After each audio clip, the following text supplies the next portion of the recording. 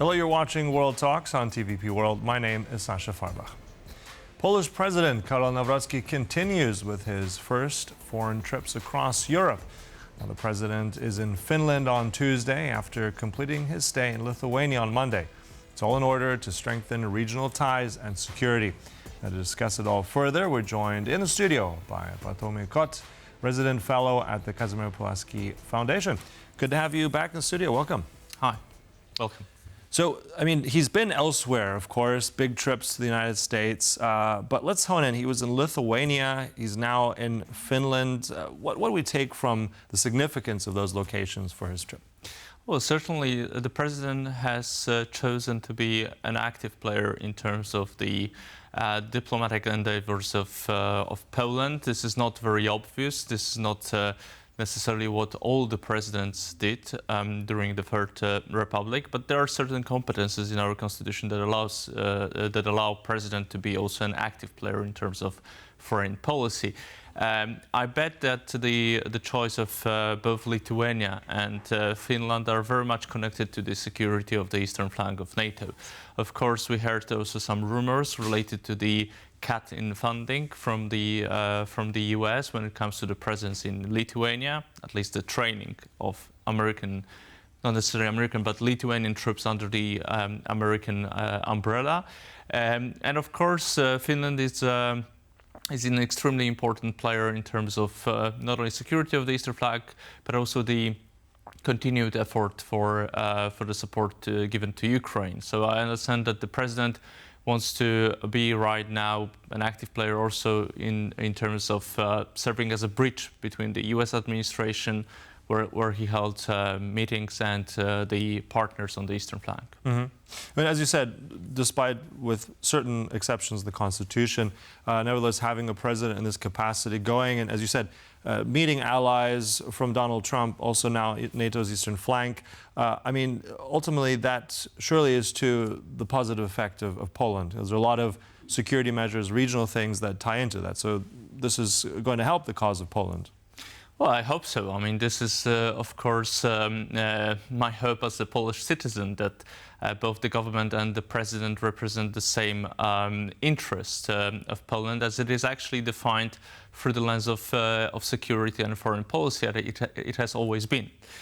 Because despite, of course, a lot of the domestic struggles that always happen in times when the president and the government are from two different political groups, it has been at least the security policy and foreign policy that throughout the existence of the Third Republic of Poland, so since 1989, they have always been this cornerstone of national agreement, let me put it that way.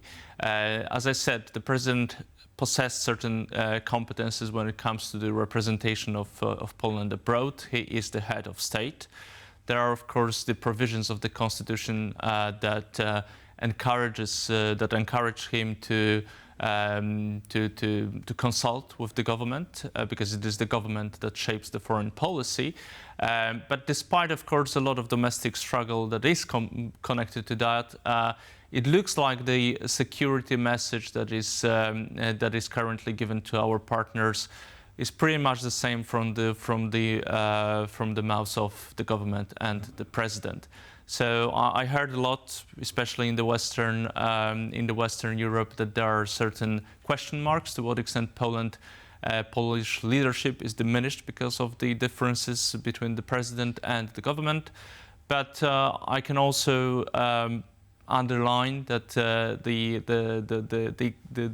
when you look at the basis of what is delivered abroad, I guess there are no big differences. Mm-hmm. Okay, let's hone in on some of that, because I mean, one thing was in Lithuania, and he's also got some positive feedback also from the, well, she's not official, she's the Prime Minister designate, Ms. Inga Ruginienė, who very much said that there's going to be a lot of cooperation between these two countries. But what sticks out here is particularly bilateral relations, joint projects, Rail Baltica and Via Baltica. Now, I think these two projects have taken on a little bit more of a higher level role in their importance. So tell us, when you hear that from the incoming Prime Minister of Lithuania and also speaking with Nawrocki, what does that say about connectivity and everything with these two nations? Well, first and foremost, Poland is, if I'm not mistaken, the biggest trading partner to Lithuania. So it's pretty obvious that for Lithuanians and for the Lithuanian interests, it is also very important to cooperate in Poland, not only in the matters of trade, but also, wherever there is a common ground, such as security. But connectivity is a part of a broader picture, of course, of Three Seas initiative that comes back to the menu of the presidential interest. It used to be like that during the presidencies of Mr. Kaczynski and then later on during Mr. Duda's presidencies, because it is rather an idea that was somehow shaped through the political groups these gentlemen were a part of. Nawrocki, who's also who comes from pretty much the same source, is looking forward to continuing this idea that is based mostly on logistics, mostly on, as you rightfully mentioned, shaping the connectivity of the countries on the eastern flank. Of course, there is a lot of trade interest in that, especially given the fact that a lot of these trade corridors and network corridors were rather focused west-east than north-south, especially in the Eastern Europe. That's due to the history, due to the fact that a lot of these countries were, simply speaking, the part of the Eastern Bloc, so there was no interest from the Soviet Union back then to build this connectivity that direction. But since we are right now a part of the Eastern flank, it is also extremely important also for the security of these states to have pretty much a good logistics whenever it would come to times where the armed personnel, the vehicles, and all the military stuff would have to move also between the NATO countries. The Three Seas also play an important role because of security, and this is something which is also very much supported by the US. There has been some issues with the amount of capital invested. It is simply needed for this purpose. But if I'm not mistaken, Mr. Nawrocki has also discussed about this issue with Mr. Trump back in the White House. And also, I mean, what's interesting as well is where he currently is today in Finland. I mean, those ties have also grown. And interestingly, this is something where he mentioned I remember in his inauguration speech that he wanted to build up closer ties with the Nordic countries. Finland is obviously extremely important in all that. So, but then also, what will that result in tangibly? I mean, it's good that he's there, but what does that result in further for Poland's interests, especially now we're having these Zapad exercises just around the corner, and also the Baltic being as one of those very, very vulnerable spots for us? Well, Finland has a very potent army, armed forces in general, because of the nature of conscription there, a vast training of a lot of people in Finland, also a lot of equipment. This is a very new NATO member state, but in fact the cohesion between the Finns and the capabilities and NATO capabilities has been there for a longer time. Right now, of course, when Finland is a part of NATO, the security of the Baltic Sea is extremely, well, it could be considered as an extremely common, if I may put it that way, interest between Poland and Finland, and also other Nordic countries. Poland as a country that is not only an eastern flank country that has a lot of course, land to cover, to secure because of a potential of Belarusian and Russian invasion, but also is a Baltic state in a sense, with an access to the Baltic Sea. It has also an extremely important interest, even spanning down to the Black Sea, because of connections with Romania and Moldova.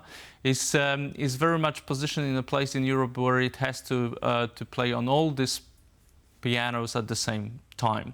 So shaping this cooperation with Finland pretty much plays into the interest of Poland. I bet there is also a lot to discuss when it comes to some defense investment.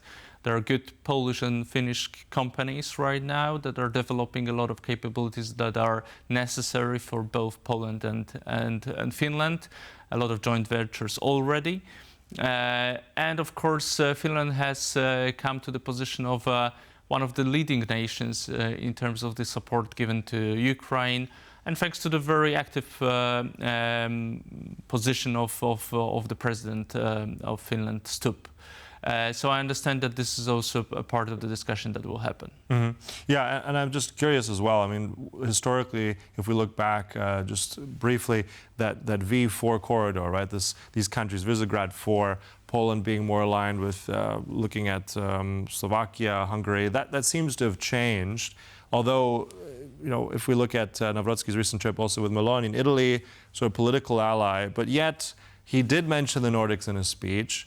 Security does matter. He's now up in these, let's say, allies that seem to be also very different.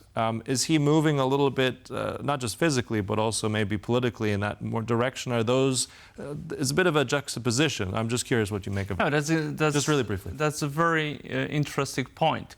But this is also very much connected to the fact that if the administration of Mr. Trump pushes Europe to become more autonomous in terms of our security capabilities, Poland, as a leader of the eastern flank, would have to cooperate more in the countries that are, simply speaking, in the region. So it is also playing in the interest of the U.S. administration at this point, and actually strengthening the security of the eastern flank. Also in the scenario where the U.S. troops stay in Poland, but they also deliver the strategic enabling capabilities for all the other eastern flank nations. So this is a part of the bigger picture of the U.S. interest as well. Right, bigger picture. So more to discuss next time, I'm sure. Thank you so much, Bartłomiej Kot. Always a pleasure. You're welcome. And thank you for watching. That concludes World Talks, but stay tuned. Much more coming up right here on TVP World. Goodbye.